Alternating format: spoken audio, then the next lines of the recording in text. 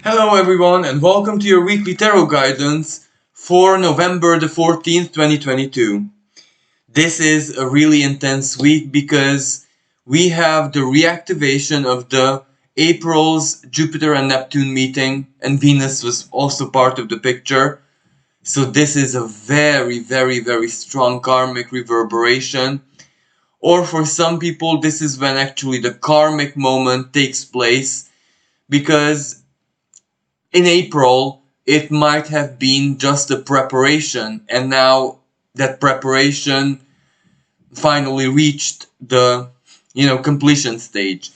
So our lives are pretty impacted by this celestial conversation, the Neptune, Mercury, later on the Sun trine with Neptune, and then Jupiter, and then moving into Sagittarius.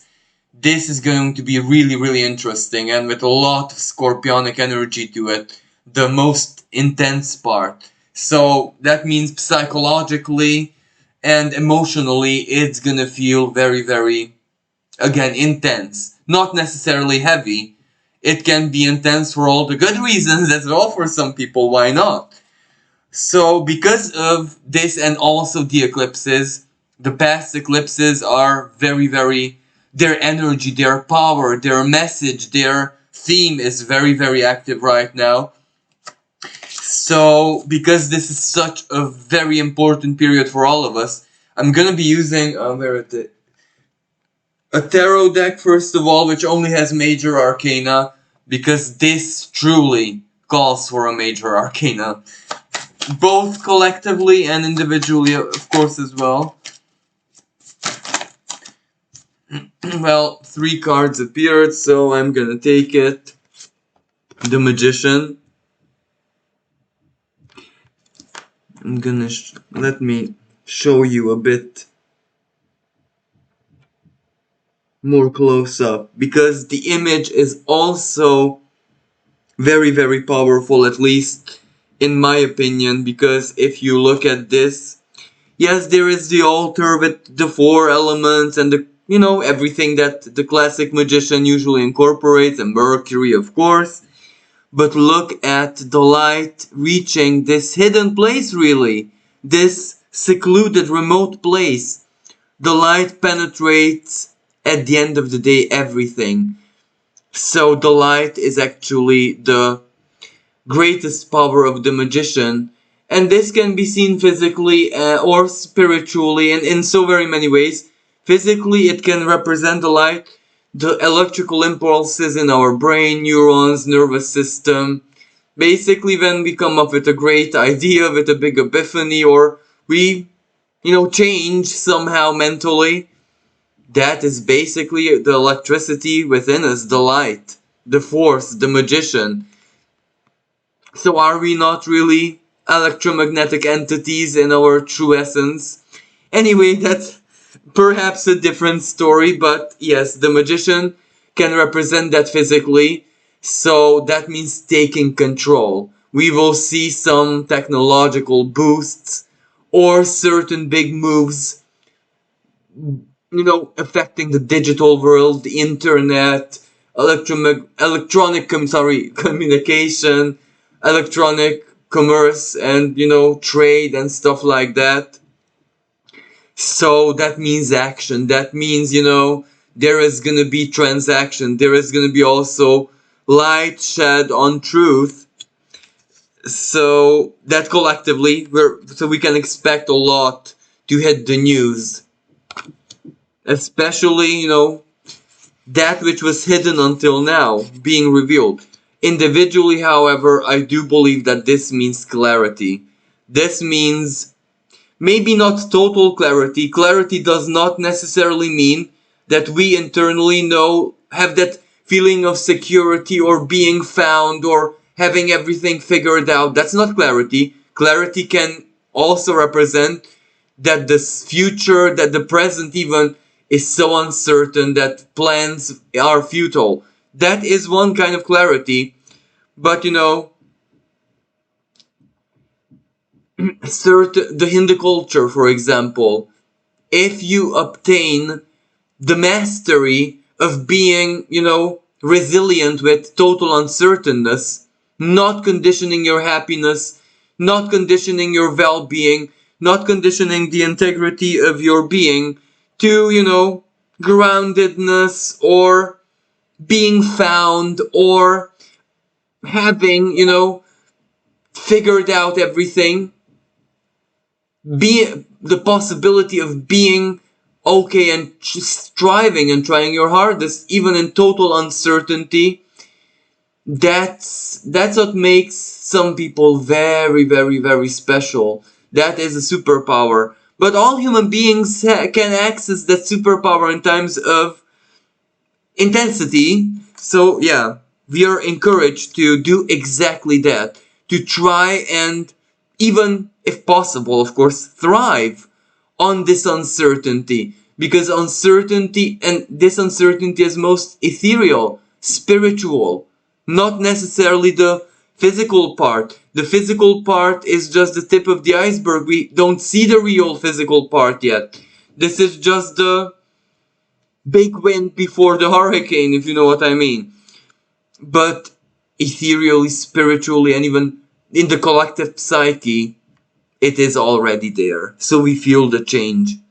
And as I said, that it represents also uncertainty, because collectively we have to choose our futures.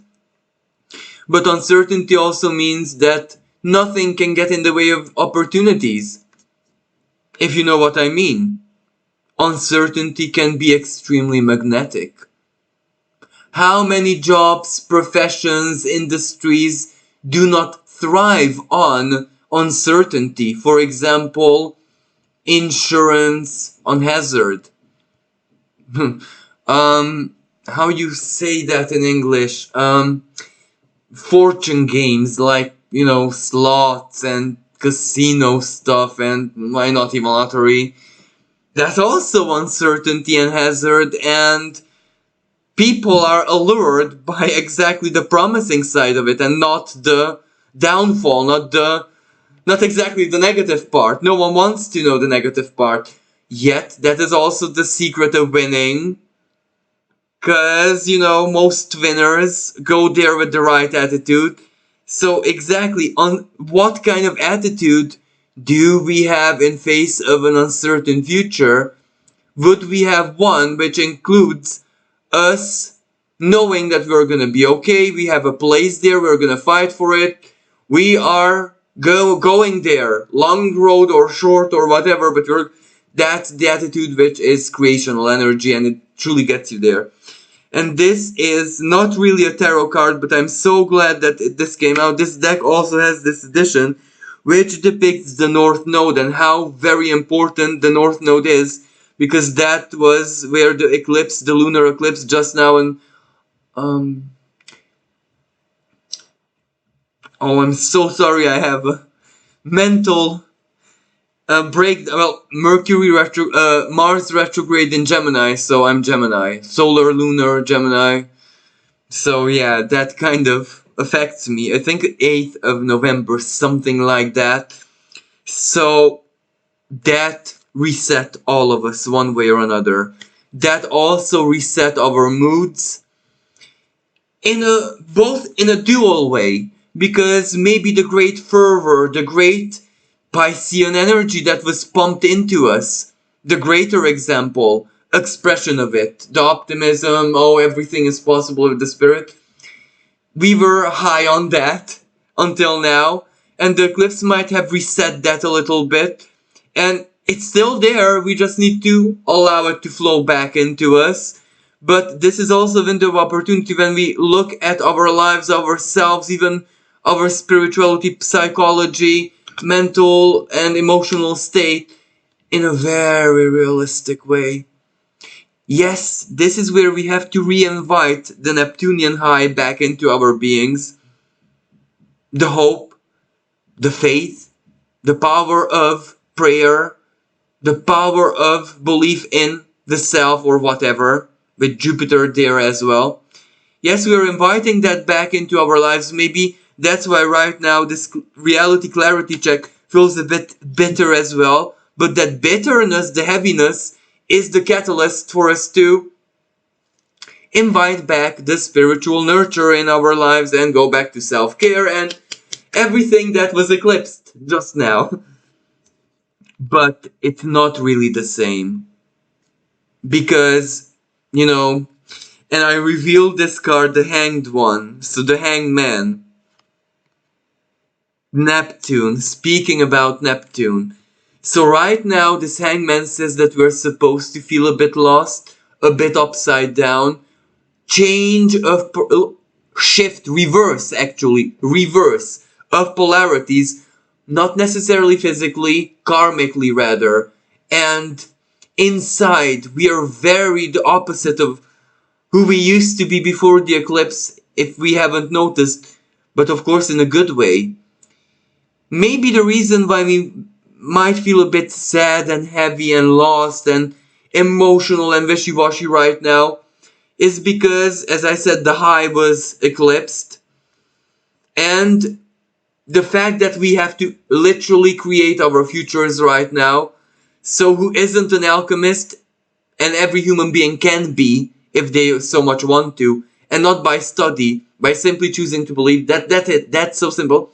So every human being kind of needs to be an alchemist right now, because that's how we co-create. If they're not, well, then they're at the mercy of the elements and fate and the hangman. But we must never ever forget that the hangman represents, or better said, not represents, but correlates to Odin, who did kind of hang himself on the tree for 40 days, but I might be mistaken, so I'm really sorry if I'm lying here. But that doesn't matter necessarily, because wait a minute. Yeah, sorry. Yeah, it is the hangman. It's something confused me. Yeah, it's the hangman. So he actually made this pact not to get down from the tree regardless of the consequences until knowledge was not an profound understanding. Jupiter, faith, is not Odin that very similar to Jupiter as well? You know, in the fact that it is the astrological Jupiter I'm speaking about, not necessarily Jupiter the deity, although everything's interconnected. Because the truth of it, the understanding, because the understanding was necessary for compassion, because he needed to understand existence itself, not necessarily the godly existence, but all existence. How can he be a higher being without having perfect understanding of the subjects who he has to ultimately govern? Everything, let's say, in the Norse mythology. So that's why he made that act of sacrifice. But the act of sacrifice to go into the lowest depths of suffering for enlightenment, well, this was always part of every culture and every timeline. I don't know who's first, so I'm so sorry, but in Odin's time there was Ishtar, who also descended unto hell and arose renewed, but with greater understanding. And the understanding was the key to her power, because she had to understanding the suffering of all beings, not just the gods. And it didn't matter that she was a goddess. And then there was Christ. In its own way, there was Buddha. All have the hangman, the Neptune, the self-sacrificial, the martyrdom, and the sacred suffering in common. And in the examples given by me, it was basically self-inflicted, because they didn't have to wait until fate slaps them. They knew that that was the key. And especially speaking about Christ and Buddha, who were incarnated beings as well, as in bodily embody here. They didn't wait until the Saturnian energy kicked in, or something, astrologically speaking, blew up in their charts. They invited it into their lives due to total trust, profound understanding, And of course, because they had the divine spark much more brighter than anyone else. Of course, that is part of the story. So that's why if we don't have the same level of divine spark, neither should our aspirations be wildly, North Node. It's okay to try and aspire every day, but let's not expect the same results. Like, let's be realistic. And that's the hangman. Also, what are our expectations? Deleting all expectations and jumping blindly into the winds of fate is perhaps not the very best idea. But so that means we do have to expect our fate to take us somewhere. But in order for our expectations not to be, the self-defeating ones, where we really, really get in our own way and fate's way and everything, we need that trust. We need the trust that comes with clarity. Because when expectation meets trust, then it's flow. And we have to basically trust the self, but the divine within the self, not necessarily the ego. That's why the hangman, because the ego actually maybe for many people just already bowed and said, okay, I'll take a time out, because the soul, has to figure this one out, and we both know it's like that. So maybe for some people this moment of heaviness that the ego took the time out and allowed you to truly process, and it might be strange to you, but why should an ego be aggressive? So let's use a bit of clarity. And on the world stage, the hangman price is going up radically. Oil, fuel, energy prices, heating crisis, vulnerability, not so favorable news out there, but that won't matter, because in a way we are prepared. There's solutions as well. Let's not forget that Mercury the Magician is not just Gemini, but also Virgo, and Virgo usually comes with solutions, not just beautiful thoughts.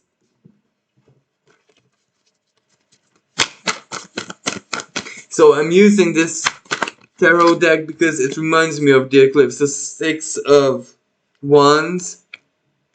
The Tower. Oh my goodness. So the Six of Wands with the Tower. Well, look at the symbolism. The butterfly is born, but that kind of means the end of the cocoon and the life of the cocoon and everything that it knew. So, victory of chaos. But Uranus is chaos. But again, I do not necessarily believe that this tower is that kind of tower. This tower is the purifying tower. On the role stage, it's financial. It's the balance of power somewhere. So political as well.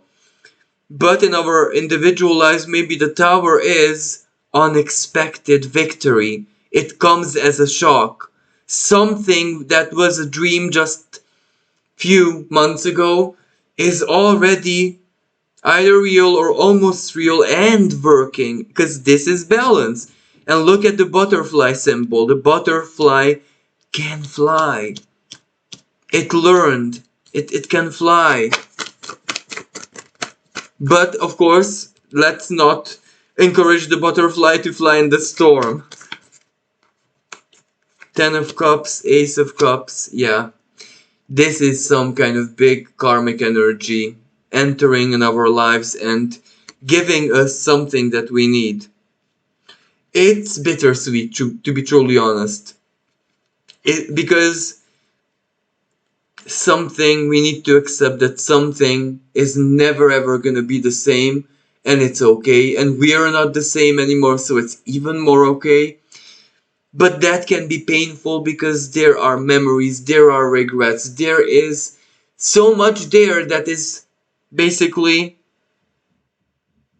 they're from the past, and it's not the thing of an elimination, because we can't eliminate our building blocks, and our building blocks come from the past as well. But at the same time, whatever cups are gonna be spilled, there is new coming in, and forcefully. The end 10 and 1. Because the aces are usually ones. 10 and 1. The beginning and the end. So we might be feeling a certain hardship, a certain emotional heaviness before the new. Or for some people, all of it is already here, both the new and, because I know that a dear friend of mine just became a grandma again, and I would like to send all my blessings to the new life, the newborn. So this her case is a prime example that eclipses are very creational energies as well, in the best sense possible. So I'll also get another card.